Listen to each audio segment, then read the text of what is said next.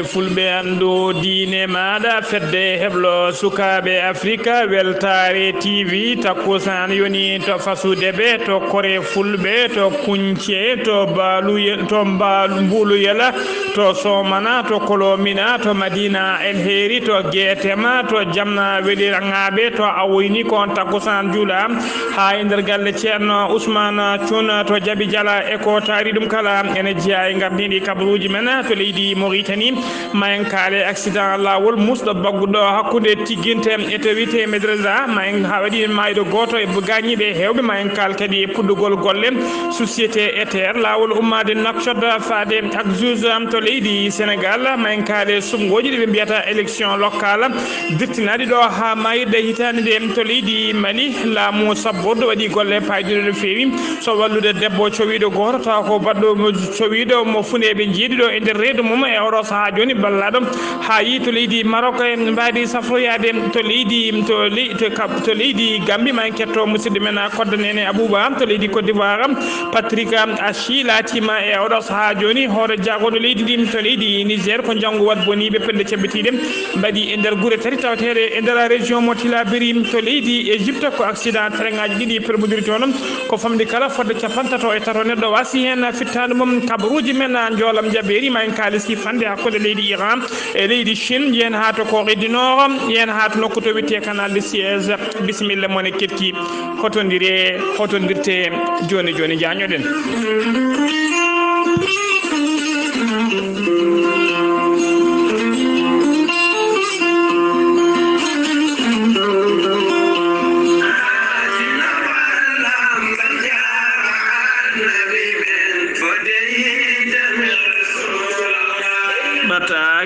ɓatake jarnore ummorade e ceerno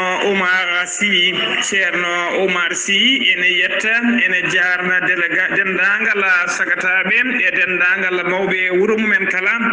kono noon kadi omo jarna omo yetta dendagal délégation ngaji guure tarinode arnoɓe tawtorede ziyara hono ziyara ceerno Harouna Sy ɗina délégation ngaji noon ko wayno délégation umminoɓe to awoyni e gaddugol ceerno Seydou Amadou Diallo e délégation ngaji umminoɗi to Jamweli rangaɓe e gaddugol ceerno Mamadou Ndiaye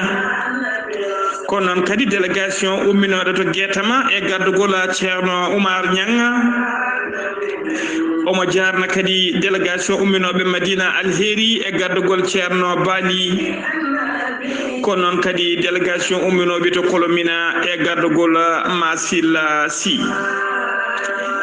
omo jarna kadi délégation umminoɓe to Somana e gardugol ceerno Diwo Soumaré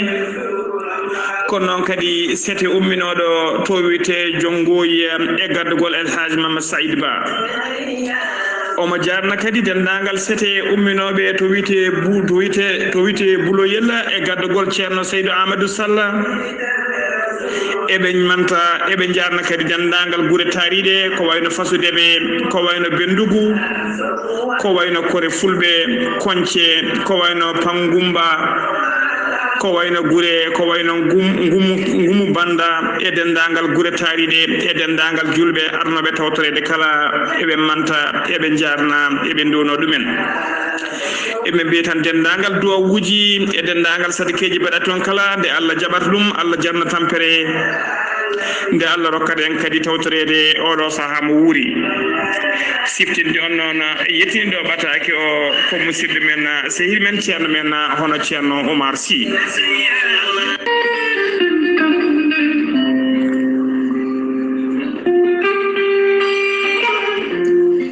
ceerno Djiby Sy gandol lasarari laaɓaɗo ƴewgal bittuɗo leɗɗe ha heeɓi hen ko laaɓi ceerno Djiby Sy safriyenke ngana ñabbuji cuuɗiɗi e nder ɓalli omo jogui leɗɗe ɗe ganduɗa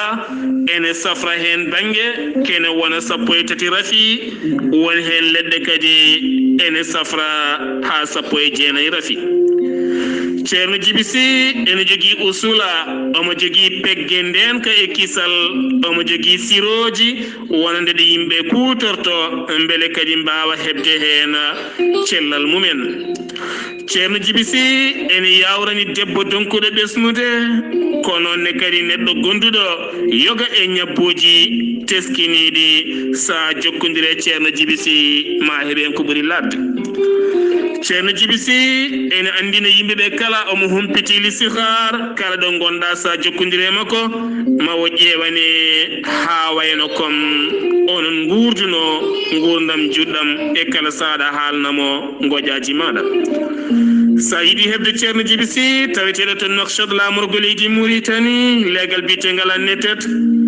mbatta ko 00 222 47 22 80 84 00 222 47 22 80 84 so tawi a yi hat leydi Mali ñoolo mango ma taw toon biteɗo ceerno Samba Sy kanko ceerno jibisi omo jogii toon pharmacie makko ko on hetti hen tongode on noon mbatta ko 00 223 90 22 94 71 siftinde on ceerno jibisi ko laaɓɗo reedu cafrowo hay so tawi joomum ari ene ardi juuɗe ɓoole hotata juuɗe ɓoole so wona on janowo hoore walla ni mbiyena mo seeɗineji mbahliti hoore muma ɗum noon mbadden dando faade ceerno jibisi ayo mi dañi bela mi hirnama bela ayo mi joftay bela ayo bela ayo mi dañi bela docteur Djibiso safriyanke wittiyanke mo joomiraɗo rokki sellinde o saaha mo gonden docteur Djibiso ene jogii mbelema mawɗo habrude dendagal bandiraɓe Mauritaniaɓe kala ñande no gasiɗinduɗo henna lewru mawo taccungoɗo henna maayo o yaɓana toon to gendi Mauritanie hol ngon wuuro ngo docteur Djibiso fayi o fayi ko nokku biyeteɗo tumbel noon waɗɗani guuriki o jippoto galle ceerno Harouna Daouda Ndiaye kala jiɗɗo yiide docteur Djibiso ene tawi Mauritanie oɗo saaha heblono moƴƴi ɓoyata ma docteur Djibiso yaɓantu wuuro Magama eɗen gandi Magama ko wuuro manggo hettinago ɓoygo sabbade docteur Djibiso safriyanke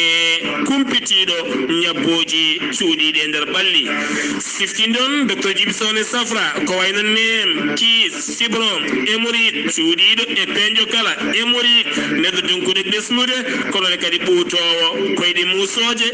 musoje ko wiyete rewam kono ne kadi asma fode docteur Djibiso accani hay seeɗa docteur Djibiso ene jogii siroji ballitoji gorko on jaaɗa ha ustora taw kadi en siroji ngala rewam pewnira ko leɗɗe men gadanteji ki docteur Djibiso witti ha heeɓi hen ko laaɓi saari ha to Wourossogui pharmacie docteur Djibiso ne tawe ɗon kono ne kadi toon to Kidira ha fayma toon de Dakar Kermassar arrêten kala hen noon ɗo jiɗɗa hebde docteur Djibiso mbatta ko 00 221 77 244 92 81 on numéro ne waɗi WhatsApp walla mbaɗa 00 223 numéro Mali 70 85 72 47 walla mbaɗa 00 221 77 924 16 81 nototoma ko ɓiyeteɗo Makka Ban walla mbaɗa 00 221 77 972 56 17 Yaya Ban Dakar nototoma mbadden dando faade docteur Djibiso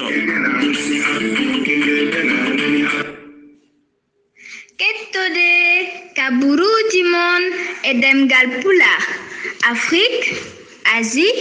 Europe, Amérique, Moyen-Orient, Océanie. jam ñalle mon musidɓe tedduɓe eɗen gone hoore bira no gasi jeeɗiɗi lewru mboy hitande ujunnaji ɗiɗi e no gasi goo kabaruji men e ɗemgal pulara ɗo e sawte he ko musidɗo mon sehil mon Ghali Abouba to karallagal to ko miñi men sehil men Saydou Abouba hono noon mbiyuno ɗen gardidi kabaruji men koto leydi Mauritanie pudorɗen jagorɗo leydi ndi kalfinaɗo ko fate cellal aade kañum e gollidiɓe mum ɓe kolliri tigui aljuma hanki o no gasi jeegoma lewru mboy hitande ujunnaji ɗiɗi e no gasi goo o ko ujunere e temedde joyi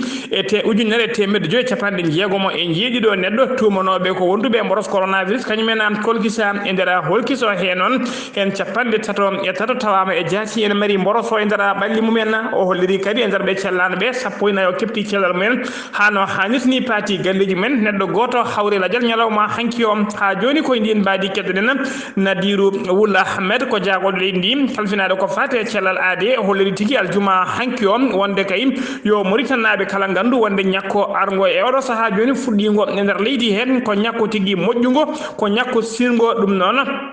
omo waɗi dendagal erango faade dendagal Mauritanaɓe kala nde mbawa tigui arde ko ɓuuri yawde e yaccade ha mbawa ñakkade woni tigui fesade ha no hannitni o holliri noon e oɗo saaha joni idorte noon ñakkede nder leydi he ko ɓen yidde tengtinde wonde ñakko ngo ne siiri ko ɓeɗon wiyeteɓe docteur eɓe safroɓe e gollotoɓe nder cuuɗi cafrirde kañumen iddoto ñakkede rewata hen noon ko nayeɓe rewa hen kadi ɓe cellani ko ɓen iddoto ñakkede e nder leydi he omo sembina noon dendagal yimɓe kala nde mbawata notitade mbawa ñakkade ha no hannitni o waɗi erango noon faade dendagal ɓen safroɓe e gollotoɓe nder cuuɗi cafrirɗi nde mbawata arde ko ɓuuri yawde e yaccade ñakko ko ɓuuri yawde e yaccade beele kay ne mbawa ruttade e golleji mumen hano hannitni ha joni kabaruji men e ɗemgal pulaar to leydi Mauritanie aljuma hanki o kikiɗe kiɗɗo Mohamed Cheikh El Ghazouani ko hoorejo leydi ndi o heeɓi tigui noddago taw ko appel téléphonique ummorade e sehil makko miñi ko biyeteɗo miñi ko hono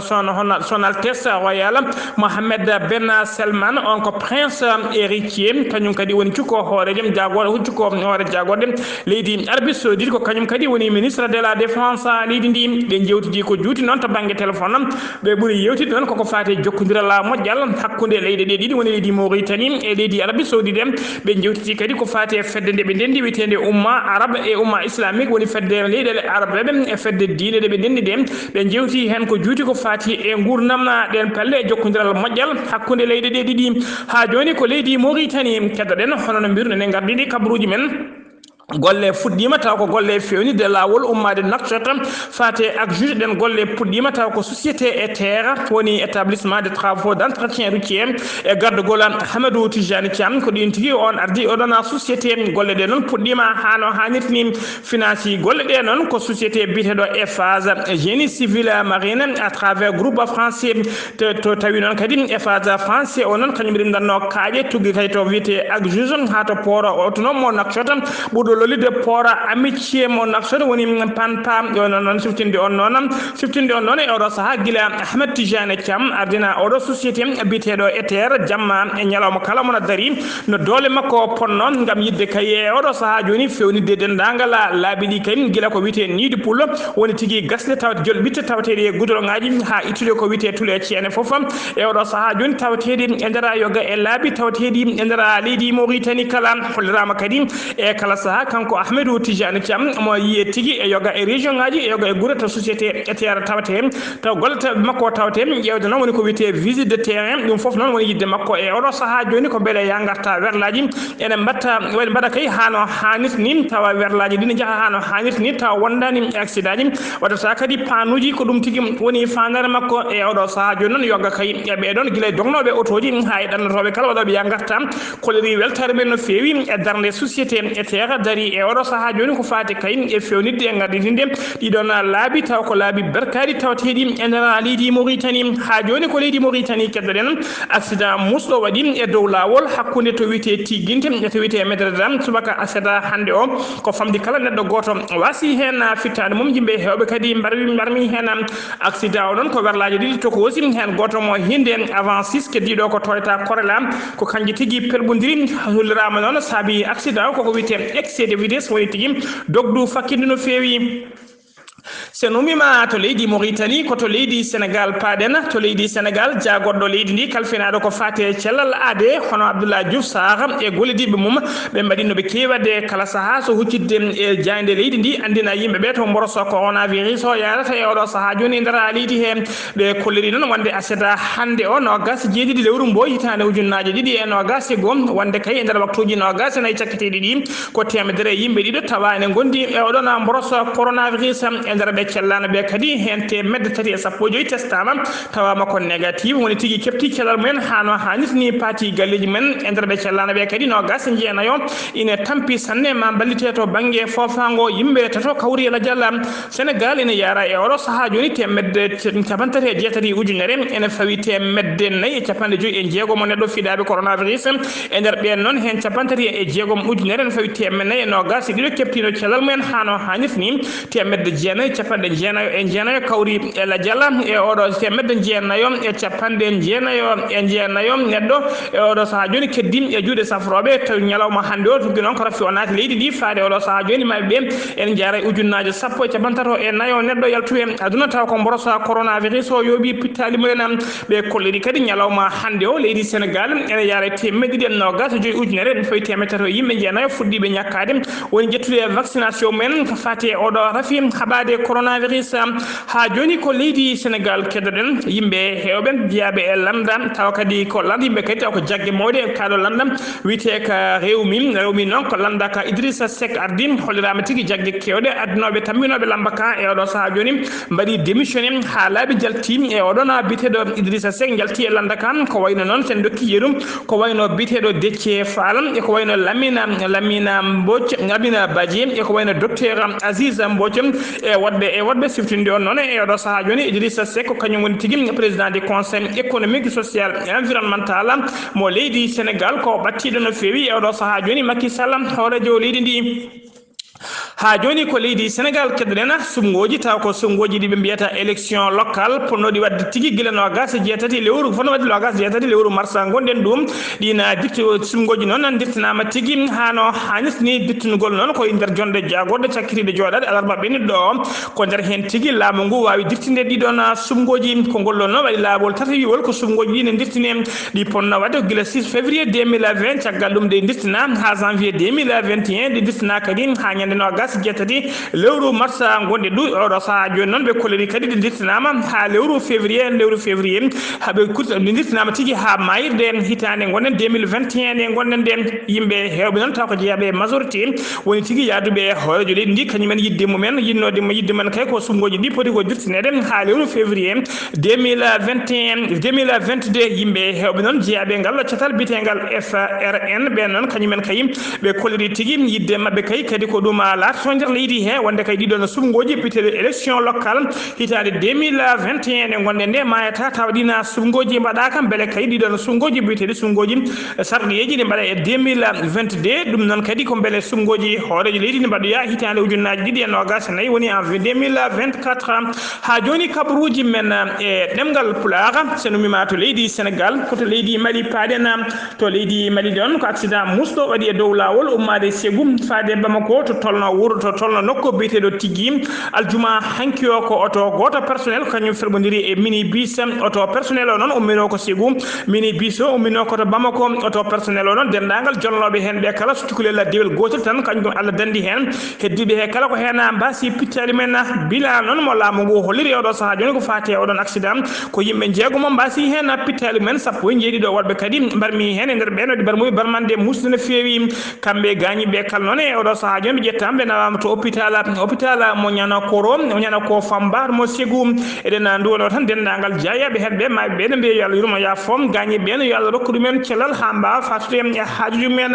ha joni ko leydi Mali paaɗen dadiɓe ñukintoɓe laamu leydi Mali woni ko wiyete service de renseignement ɓe kolliri tigui wonde ɓe teɓima yimɓe ɗiɗo e nder Bamako he goto ko Pakistan najo keddiɗo ko malinajo noon ko gollottoɗo jeeyade ngal loccatal biñe jeeral ngal iyaga alkali ardi taw ko fedde seɓɓitinde ɓe jinno noon kamɓe ɗiɗo kala ko wadde janggu taw ko janggu musgu no fewi e nder Bamako lamorgo leydi ndi ko ɗum tigui ɓe gonno e heblanade oɗo saaha joni Pakistan najo o noon eko wiyete ko Alam Al Fataba Mali najo o kañum noddirte inde muɗum tigui o wiyete ko Attaya aka Abdallah kanko Attaya Al Abdallah noon ko tergal mangal e nde ɗo fedde seɓɓitinde wiyetede Ansar Dine nde iyaga alkali ardi omo jeeya kadi e cadre woni ceete mawɗe mawde mi jetam tigi e terde mawde to mati yete ko tergal manga kadi ngal la talam woni ndedo fedde islamique witere GSIM woni groupe de soutien à l'islam et aux musulmans atay Abdallah non e juude mudum ene moddi kadi kala saha inde makko limten e yoga kay werlaji ta ko werlaji fama woni forces armées maliennes kewdi diftede tore walidi mali tom kambe dido kala non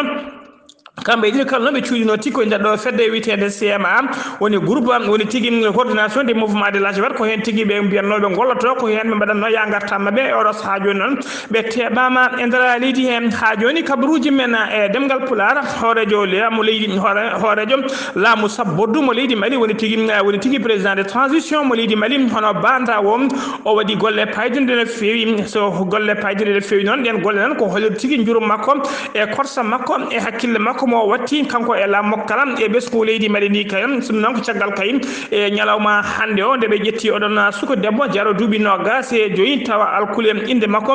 alkulem inde makko tigim ko Hassan Sen Hasse ko dum tigi way alkule inde makko kanko non odo saha kala mo yara dubi no gas joyi odon suko debbo non ko cowido tawa kadi échographie holliri tigim wonde ko bibbe jeedi dum funebe jeedi do kanyum goni der redu hen odo saha kala non odon suko debbo ko on tirnon e ndera hôpital bitedo CHI point mo Bamako te centre bitedo gynéco obstétrique kanko suga debbo non biiden alkule inde makko ko Hassim nyaaga o nyaawa no nawama non nyalawma hande on o wawi tigi jettide laana makko ndiwa kam taw ko yifreji laamu transition e yamirore banda wu o wawi tigi yawna wede to leydi Maroc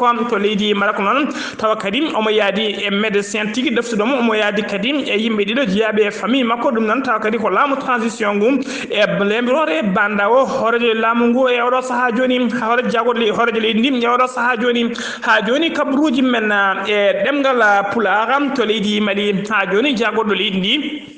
kalfinare ko fate cellal ade kanyum e gollidi ko holliri tigi o bayini batake makko mo tongode temedde tati capande jeetati e jeenay ko fati e mboro so ko wida sappo e jeenay o holliri non e nder waktuji no gasina e cakritide di ko ujunere temeji de capande jeetato e nayo neddo kanyum en kolkiso non e nder holkiso hen non hen capande jeedido e dido tawama e jaati e mari moros coronavirus o nder balli mumen so tawi ko bena capande jeedido e dido non kenye ba ko yimbe jeegomo kita ko neddo goto kati ko yimbe tato kulinkoro ko yimbe tato kala bankoro ko yimbe jo heddibe kala ko ndara Bamako lamor ko leydi ndi e koliri kadi e ndar be cellana be hen capande tato e tato kepti cellal men hano hanirni parti galleji men neddo goto hawri hen la jala leydi Mali ne yara tuggi ko borosonat leydi ndi faade odo saha joni temedde ujunaji jeenay temedde jeejidi e sappo jeenay neddo winditibe doggola coronavirus e nder be non hen ujunaji jeegom e temedde jeejidi capande jeegom kepti cellal men hano hanirni temedde tato yimbe jeetato kawri hen la jala e nyalawma hande o ko ujunere temedde tato e yimbe keddim e juude safrobe ener jokli leydi Mali kala taw ko woddude o do mboroso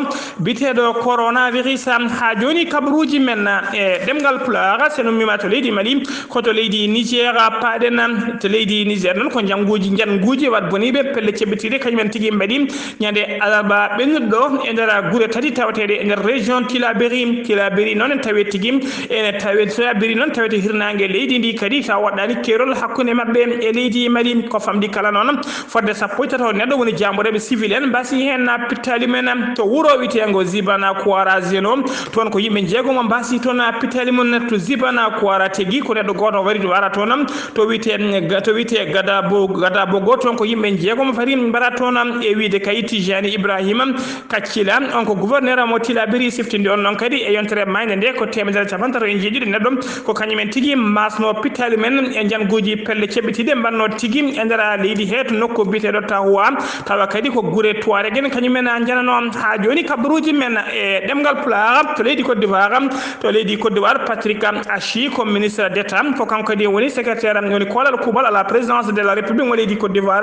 de Ahmed Bakayoko non wadano évacuer nder leydi France e mbaadi safoyade o wadano ma tigi o subonoma wada ko wite premier ministre par transition leydi ndi ko yodo non Ahmed Bakayoko yalti aduna non e nyawdo saha joni par décret o laaki ma tigi horo ja goddo leydi ndi e oɗo saha joni ko to leydi Égypte paade nan to leydi Égypte ko tana musto waɗi toon ko tereŋaji ɗiɗi woni laaɗe jondi kañumen bukkodiri toon ko famdi kala noon hen ko famdi kala noon hollirama tigui ko famdi kala fodde capanɗe tato neɗɗo wasi hen fittade mum fodde capanɗe jeegom woɗɓe barmi hen e nder bamɓe kene tampuɓe no fewi kabaruji men e ɗemgal pular sen ummima to leydi Égypte paɗen koto leydi Iran hakkude mum e leydi Chine ko fate ndeɗo sifande aseta hande o ndeɓe cifodiri leyɗe ɗiɗi cifodiri ko banggue kayim taw ko sifande mawde no fewi ndena sifande noon ko gam yidde kay yinde ƴellidde to banggue faggudu ndena sifande noon ko sifande ɗo e duuɓi 25 eɓe gollodo kay gam wawde ƴellidde leyɗele mabɓe ɗiɗɗe kala to banggue transport to banggue énergie to banggue industrie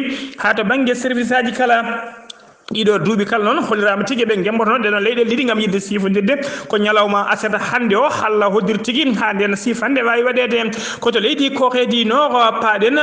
Pyongyang ko horejo leydi Corée du Nord ko ɓoyan ko kadi o ayninoma no heɓade kala saaha missilaji makko taw ko missilaji long porté walla porté moyenne e nder maaje kadde gam yidde wadde ko wiyete ƴewdel woni essai e kala saaha kadi hollirde windere nde doole makko caggal nde o waɗi den noon hono horejo leydi dolaji dentude Amérique kesso o biteɗo Joe Biden waɗino hen haalande mum hollirde tigui wonde ɗum ɗon ko hunde nde fotani wonde kadi ko hunde fonde hattede kanko Pyongyang noon nde wonani nden haalande wonani ɗum jamma hollirde tigui wonde oɗo saaha joni ɗum ɗon Joe Biden woni koye wadde ko wiyete ingérence woni tigui nannude hinire muɗum e nannude hunuko mum e haajuji ɗi toppi fotani toppitade ɗi wona haajuji mum o holliri noon ɗum ɗon e oɗo saaha joni wayi tigui oɗon Joe Biden woni koye ƴoɓademo walla tigui woni koye waddemo provocation kabaruji men e ɗemgal pulaga koto canal de Suez paɗen to canal Suez noon bateau biteɗo vers Gayven ko bateau molanteɗo Allah to banggue mawnugol ko porteur conteneur ko on bateau tigui yuwi walla yani e oɗo saaha joni e nder on nokku to wiyete canal de Suez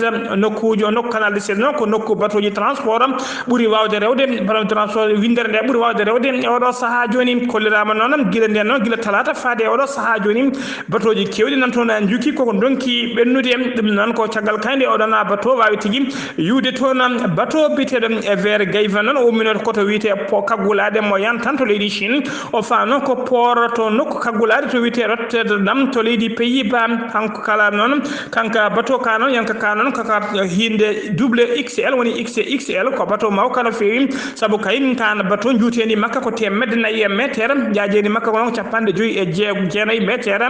towendi makka noon ko capanɗe jeegom métre bateau o noon towendi muɗum ko e huɓere étage ƴiime hitande huɓere étage taw ko 20 étage ɗum tigui woni towendi bateau on tanka bateau noon hollirama tigui soka woni mais ha teddeki makka ko ujunnaji ɗiɗi e sappo e jeenayyi tonnes so tawi kakeɗe ke wawi rimdude walla e sahande ko yen nden e ko rimdi fodde no gasi ɗiɗi ujunere conteneur canal de Suez noon tawate ko nder leydi Égypte longueur woni juutendi canal de Suez o ko ujunere ko temedere capanɗe jeenayyi tati woni 193,3 kilométre jaajeji makka noon ko temedde ɗiɗi e capanɗe jeetati e nokku wole nokku ko temedere capanɗe nayyi e joyyi métre musidɓe tedduɓe gasi ha laaɓi ɗum ɗo wonno komin tonga noon kabaruji meɗe ɗemgal pular ɗo e haalirde ko musidɗo moon sehil moon Ghali Abouba to karallagal to ko musidɗo men sehil men Saydou Abouba eɗen ponno sabbade eɗen ponno jaɓɓade musidɗo men sehil men kodda nene Abouba ma en ƴeew so tawi kodda nene Abouba ne heeɓo ma en gartu hen so tawi o heeɓaki kadi ñalawma janggo ma en gartu e élément kodda nene Abouba gasi ha laaɓi ɗum ɗo wonno komin tonga noon kabaruji men e ɗemgal pular yo jaam Allah jogomi jogo on.